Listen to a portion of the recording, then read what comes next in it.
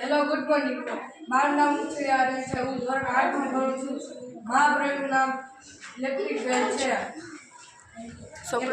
એક પુઠ્ઠું લેવાનું, પછી એક બેટરી લેવાની, બેટરીને ચોંટાડવાની, પછી એક ટેપ લેવાની, ટેપને આમ જોઈન્ટ કરી 2 વાયર હશે, બ્લેક અને રેડ વાયર, પછી એક સ્વિચ લેવાની, સ્વિચને આમ ચોંટાડી દેવાની, પછી એક બ્લેક વાયર હશે એમાં વીંટળવાનું, પછી એક પિંક વાયર લેવાનું, પછી વીંટળવાનું, પછી 4 ટુકડા કરી કાપી આ રીતના એક સાથે ચોંટાડવાનું, પછી એક મોટર લેવાની, પછી